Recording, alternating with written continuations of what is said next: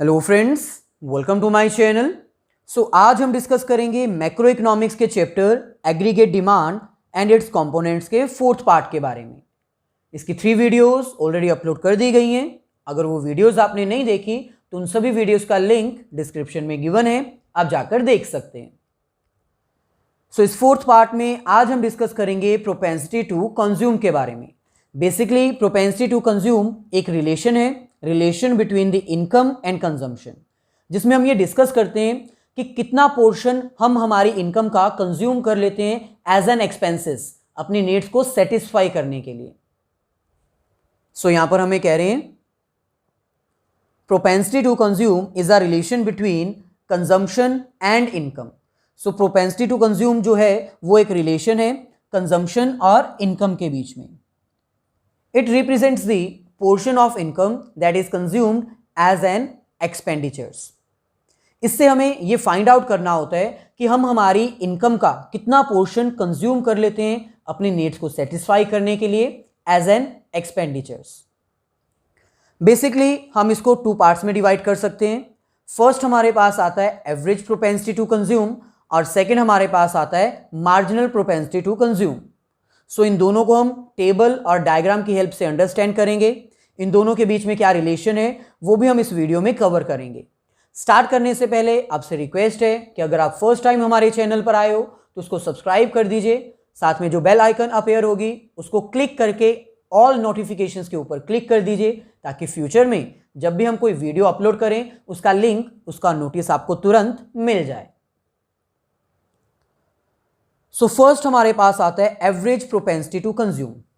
Basically average propensity to consume relation है income और consumption के बीच में, जिसमें हम ये फाइंड आउट करते हैं कि ऑन एन एवरेज हम हमारी इनकम का कितना पोर्शन कंज्यूम कर रहे हैं। It represents the portion of income that is consumed. इसमें हम फाइंड आउट करते हैं कि हम हमारी इनकम का कितना पोर्शन कंज्यूम कर रहे हैं, जिसमें हम एवरेज प्रोपेंसिटी टू कंज्यूम यानी ऑन एन एवरेज हम अपनी कितनी इनकम कंज्यूम कर रहे हैं ये फाइंड आउट करते हैं। कैसे फाइंड आउट करते हैं? It is a ratio between total consumption and total income. ये एक रेशियो है किसके बीच में? टोटल कंजम्पशन और टोटल इनकम के बीच में। डिफरेंट लेवल्स पर हमारे पास डिफरेंट इनकम होती है, उसके अकॉर्डिंग हमें average propensity to consume find out करना होता है। Average propensity to consume equals to total consumption divided by total income. तो इससे हमें on an average find out हो जाता है कि हम हमारी इनकम का कितना पोर्शन कंज्यूम कर रहे हैं। ये हमारे पास टेबल जिसमें हमें इनकम लेवल्स गिवन है डिफरेंट और कंजम्पशन भी गिवन है according to the income. First हमारे पास आता है इनकम 0 और कंजम्पशन 20। कंजम्पशन हमारी 0 नहीं हो सकती क्योंकि बेसिक नीड्स को सेटिस्फाई करने के लिए हमें कुछ ना कुछ कंज्यूम करना ही होता है। चाहे हमारे पास इनकम ना हो लेकिन फिर भी हमें बेसिक नीड्स सेटिस्फाई ज़रूर करनी होती हैं। क्योंकि यहाँ पर इनकम लेवल 0 है इसलिए first average propensity to consume हमें फाइंड आउट करने की ज़रूरत नहीं है। फॉर्मूला हमारे पास कंजम्पशन ओवर इनकम है। तो सेकेंड लेवल पे कंजम्पशन हमारे पास आती है 60 और इनकम हमारे पास है 50। तो 60 डिवाइडेड बाय 50 ये हमारे पास आ जाएगा 1.2। ऐसे ही सेकेंड हमारे पास है कंजम्पशन 100 और इनकम भी हमारे पास कितनी है 100।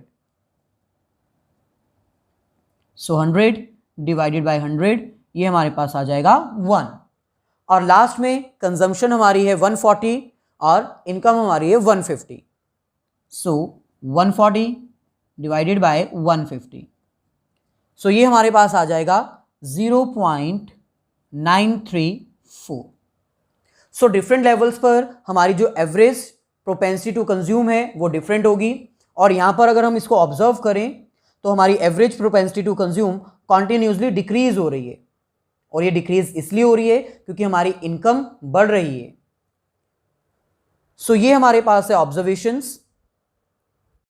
ये हमारे पास फर्स्ट ऑब्जर्वेशन जो हमें क्या कह रही है? Average propensity to consume will be more than 1। जो हमारी एवरेज प्रोपेंसिटी टू कंज्यूम है वो 1 से ज़्यादा होगी। कब? When consumption is more than income. जब हमारी कंजम्पशन ज़्यादा होगी इनकम से तब हमारी एवरेज प्रोपेंसिटी टू कंज्यूम 1 से ज़्यादा होगी। और ये हमारे पास गिवन है, इनकम हमारी है 50 और कंजम्पशन हमारी है 60, यानी कंजम्पशन ज़्यादा है और इनकम कम है, इसीलिए हमारी एवरेज प्रोपेंसिटी टू कंज्यूम क्या है, 1 से ज़्यादा, दैट इज 1.2।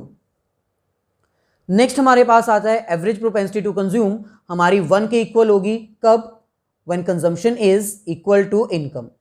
जब हमारी कंजम्पशन और इनकम इक्वल होगी तो हमारी एवरेज प्रोपेंसिटी टू कंज्यूम 1 के इक्वल होगी। सो ये हमारे पास सेकंड कंडीशन, इनकम और कंजम्पशन दोनों इक्वल हैं, 100 हैं, इसलिए हमारी एवरेज प्रोपेंसिटी टू कंज्यूम 1 के इक्वल है। और लास्ट हमारे पास है when average propensity to consume is less than 1, मतलब कब हमारी एवरेज प्रोपेंसिटी टू कंज्यूम 1 से नीचे होगी, जब इनकम ज़्यादा हो जाएगी और कंजम्पशन कम हो जाएगी। सो ये हमारे पास लास्ट कंडीशन, यहाँ पर कंजम्पशन है 140 लेकिन इनकम हमारी इंक्रीज होके हो चुकी है 150। सो क्योंकि इनकम ज़्यादा है एज कंपेयर टू कंजम्पशन, इसलिए हमारी एवरेज प्रोपेंसिटी टू कंज्यूम जो है वो 1 से नीचे आ चुकी है। नेक्स्ट हमें कह रहे हैं average propensity to consume will decreases continuously as there is increase in the income level. So यहाँ पर हमारी एवरेज प्रोपेंसिटी टू कंज्यूम जो है वो कॉन्टिन्यूसली डिक्रीज होती जाएगी क्योंकि हमारा इनकम लेवल जो है वो इंप्रूव हो रहा है, इंक्रीज हो रहा है। लास्ट हमारे पास है average propensity to consume can never be zero as consumption can not be zero. जो हमारी एवरेज प्रोपेंसिटी टू कंज्यूम है वो जीरो नहीं हो सकती, वो डिक्रीज होती जाएगी लेकिन जीरो नहीं हो सकती। क्यों? क्योंकि ये नहीं हो सकता कि हम कुछ कंज्यूम ही ना करें। सो क्योंकि कंजम्पशन जीरो नहीं हो सकती, कुछ ना कुछ हमें कंज्यूम करना होगा अपनी बेसिक नीड्स को सेटिस्फाई करने के लिए, इसीलिए हमारी average propensity to consume zero से ऊपर ही रहने वाली है, जीरो से नीचे नहीं आएगी। सो इस टेबल को यहां पर हम डायग्रामेटिकल फॉर्म में रिप्रेजेंट कर सकते हैं। ये हमारे पास है इनकम लेवल जो कि इंक्रीज हो रहा है 45 डिग्री के अकॉर्डिंग, ये स्ट्रेट लाइन है। देन कंजम्पशन हमारी जीरो से स्टार्ट नहीं हो सकती, इनकम हमारी जीरो से जरूर स्टार्ट हो सकती है लेकिन कंजम्पशन जीरो से स्टार्ट नहीं होगी। अगर इसको एनालाइज किया जाए तो यहां पर हमारी कंजम्पशन ज़्यादा है एज कंपेयर टू इनकम, और जब कंजम्पशन ज़्यादा होती है इनकम के कंपैरिजन में तो हमारा एवरेज प्रोपेंसिटी टू कंज्यूम भी क्या होता है, 1 से ज़्यादा होता है, यानी मोर देन 1 होता है। ये कौन सी सिचुएशन है जहां पर हमारी कंजम्पशन और इनकम इक्वल है और यहां पर एवरेज प्रोपेंसिटी टू कंज्यूम हमारी क्या होगी, इक्वल्स टू 1। बाद में हमारी इनकम जो है वो इंक्रीज हो जाती है और कंजम्पशन नीचे आ जाती है, यानी ये कौन सी सिचुएशन है, इनकम ज़्यादा है as compare to consumption. In that case हमारी जो एवरेज प्रोपेंसिटी टू कंज्यूम है वो भी क्या होने वाली है, लेस देन 1। सो ये हमारे पास next observations for the diagram. First हमें कह रहे हैं इनिशियली सी लाइन यानी consumption line will be more than income line which shows that the autonomous consumption. So beginning में हमारी जो कंजम्पशन लाइन है वो इनकम लाइन से ज़्यादा होने वाली है, जो हमें क्या शो करती है कि ये हमारी ऑटोनमस कंजम्पशन है, यानी वो कंजम्पशन जो हम अपनी बेसिक नीड्स को सेटिस्फाई करने के लिए ज़रूर करते हैं चाहे हमारी इनकम लेवल जीरो ही क्यों ना हो। सो ये हमारी ऑटोनमस कंजम्पशन है जिसमें सी लाइन जो है कंजम्पशन लाइन ज़्यादा होगी as compare to income line, और इस लाइन पर हमारी एवरेज प्रोपेंसिटी टू कंज्यूम 1 से ज़्यादा होने वाली है, will be the more than 1। Second हमारे पास है a point E, both C line and Y line are equal. So यहां पर हमारे पास इक्विलिब्रियम लेवल आएगा जहां पर हमारी कंजम्पशन और इनकम इक्वल हो जाएगी, जो हमें क्या शो करती है, ये ब्रेक इवन पॉइंट है जहां पर कंजम्पशन और इनकम इक्वल है। इस सिचुएशन में हमारी एवरेज प्रोपेंसिटी टू कंज्यूम क्या होने वाली है, 1। सो ये हमारे पास है इक्विलिब्रियम लेवल जिसको हम क्या बोलते हैं, ब्रेक इवन पॉइंट। इस पॉइंट पे कंजम्पशन लाइन और इनकम लाइन इक्वल है और इसी सिचुएशन में एवरेज प्रोपेंसिटी टू कंज्यूम 1 के इक्वल है। लास्ट हमारे पास आता है after that Y line is more than X line. Break even point के बाद यानी इक्विलिब्रियम के बाद जो वाई लाइन है, इनकम लाइन है, वो हमारी सी लाइन से ज्यादा हो जाएगी, consumption line, which represents this savings, जो हमें क्या शो करती हैं कि अब हम सेविंग्स करना स्टार्ट कर चुके हैं, हम सारी इनकम कंज्यूम नहीं कर रहे, और इस सिचुएशन में हमारी एवरेज प्रोपेंसिटी टू कंज्यूम क्या होने वाली है, less than 1. So average propensity to consume.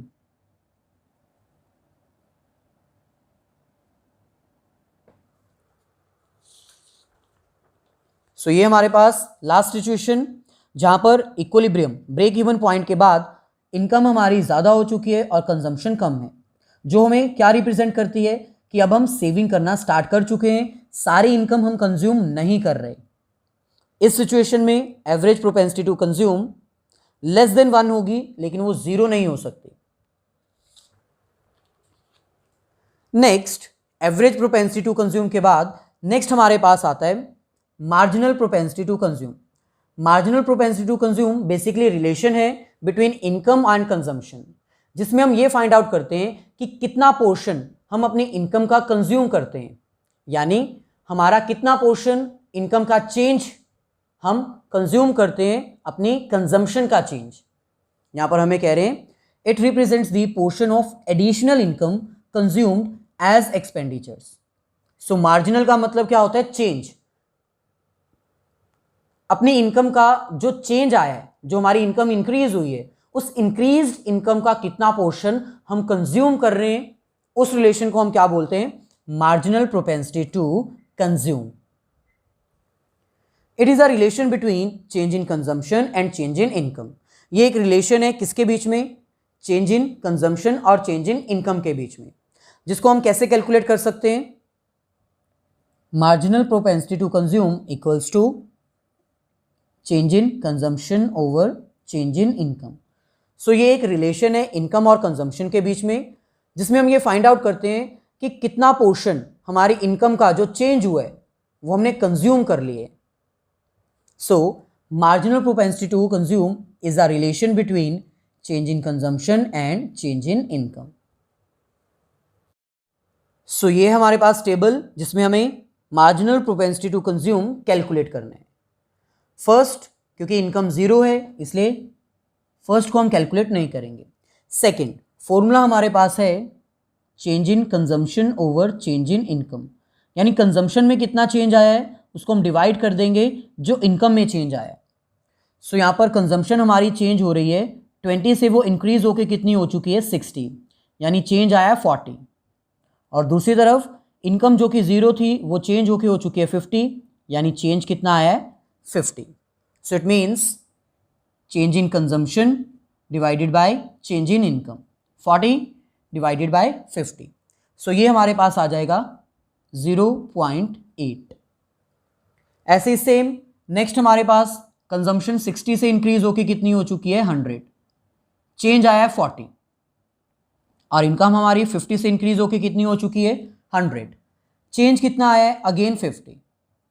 So 40 divided by 50, again same value आ जाएगी 0.8, और नेक्स्ट भी हमारे पास सेम वैल्यू आएगी, दैट इज 0.8. सो लास्ट हमारे पास आता है observations regarding marginal propensity to consume. First हमारे पास है marginal propensity to consume will never be more than 1. जो हमारी मार्जिनल प्रोपेंसिटी टू कंज्यूम है वो 1 से ज्यादा नहीं हो सकती, as change in consumption can never be greater than change in income, क्योंकि हमारी इनकम के चेंज से ज्यादा हमारी कंजम्पशन चेंज नहीं कर सकती. सिंपल एग्जांपल है, अगर हमारी इनकम है 0 और कंजम्पशन हम कर रहे हैं 20, देन इसके बाद इनकम हमारी हो जाती है 50, लेकिन हम कंज्यूम कर रहे हैं 80. तो ये नहीं हो सकता कि इनकम हमारी 50 से इंक्रीज हो और कंज्यूम हम 60 से इंक्रीज करते हैं. सो क्योंकि कंजम्पशन हमारी इनकम से ज्यादा चेंज नहीं हो सकती, इसीलिए मार्जिनल प्रोपेंसिटी टू कंज्यूम 1 से ज्यादा नहीं हो सकती. Next, marginal propensity to consume is generally greater than 0 as addition in income is divided between consumption and saving. जो marginal propensity to consume है वो 0 से ज़्यादा होती है जनरली, जीरो भी हो सकती है लेकिन जीरो से ज़्यादा होती है, क्योंकि जो भी हम इनकम अर्न करते हैं उसको हम डिवाइड कर देते हैं कंजम्पशन और सेविंग्स के बीच में, लेकिन ये जीरो हो सकती है। सो marginal propensity will be zero when entire income is saved. जब हम सारी इनकम सेव कर देते हैं, कुछ भी कंज्यूम नहीं करते, इन दैट केस हमारी मार्जिनल प्रोपेंसिटी टू कंज्यूम क्या हो जाएगी? जीरो, क्योंकि हम कुछ कंज्यूम कर ही नहीं रहे। फॉर एग्जाम्पल, अगर हमारी इनकम जीरो है और हम कंज्यूम कर रहे हैं 20, देन इसके बाद अगर हमारी इनकम हो जाती है 50 लेकिन फिर भी हम 20 ही कंज्यूम कर रहे हैं, यानी हमारी कंजम्पशन में कोई चेंज नहीं आया, लेकिन इनकम हमारी इंक्रीज होके चेंज कर चुकी है 50 से। सो क्योंकि हमारी कंजम्पशन चेंज नहीं हुई है, जीरो है, सो इन दैट केस अगर हम सारी अमाउंट सेव कर लेते हैं, जितनी भी इनकम हमारी इंक्रीज हुई है वो हम कंज्यूम करने की बजाय सेव कर लेते हैं, इन दैट केस हमारी मार्जिनल प्रोपेंसिटी टू कंज्यूम क्या होने वाली है? जीरो। नेक्स्ट हमारे पास आता है marginal propensity consume will be equal. Marginal propensity to consume 1 से ज्यादा नहीं हो सकती लेकिन 1 हो सकती है। कब? When entire income is consumed, जब हम सारी इनकम जो भी इंक्रीज हो रही है वो सारी कंज्यूम कर दें। फॉर एग्जाम्पल, अगर हमारी इनकम है 0 और अब वो इंक्रीज होके हो चुकी है 50, पहले हमारी कंजम्पशन थी 20 और अब वो इंक्रीज होके हो चुकी है 70, तो इनकम में कितना चेंज आया? 50। जितनी भी इनकम हमारी इंक्रीज हुई वो सारी इनकम हमने कंज्यूम कर ली, क्योंकि पहले हम कंज्यूम करते थे 20 रुपीज़, अब हम कंज्यूम कर रहे हैं 70। सो जितनी भी हमारी इनकम इंक्रीज हुई वो सारी हमने कंज्यूम कर ली, इन दैट केस हमारी मार्जिनल प्रोपेंसिटी टू कंज्यूम क्या आएगी? 1। सो सिंपल है, अगर हम सारी अमाउंट जो भी हमारी इनकम इंक्रीज हो रही है अगर वो सारी हम सेव कर लेते हैं तो हमारी marginal propensity to consume zero हो सकती है, और जब हम सारी इनकम जो हमारी इंक्रीज होती है वो कंज्यूम कर लेते हैं तो मार्जिनल प्रोपेंसिटी टू कंज्यूम क्या हो जाएगी? 1। इट मीन्स जो हमारी मार्जिनल प्रोपेंसिटी टू कंज्यूम है वो 0 से लेके 1 के बीच में लाई करती है। 0 कब होगी? जब हम सारी अमाउंट सेव कर लेंगे, और 1 कब होगी? जब हम सारी अमाउंट कंज्यूम कर लेंगे। Marginal propensity to consume will be constant in a short period. जो हमारी कंजम्पशन है वो शॉर्ट पीरियड के लिए कांस्टेंट रहती है, क्योंकि शॉर्ट पीरियड में इसको कोई आउटसाइडर इफेक्ट नहीं कर सकता, इसीलिए हमारे इस एग्जाम्पल में marginal propensity to consume constant है। सो ये थी हमारी आज की वीडियो। अगर वीडियो आपको अच्छी लगी है तो इसको प्लीज़ लाइक कर दीजिए और अपने सभी फ्रेंड्स के साथ शेयर कर दीजिए। अगर आपका कोई क्वेश्चन है तो आप कमेंट करके पूछ सकते हैं, अदरवाइज हमारी इंस्टाग्राम आईडी जोली कोचिंग पर आप फॉलो करके भी हमें क्वेश्चंस पूछ सकते हैं।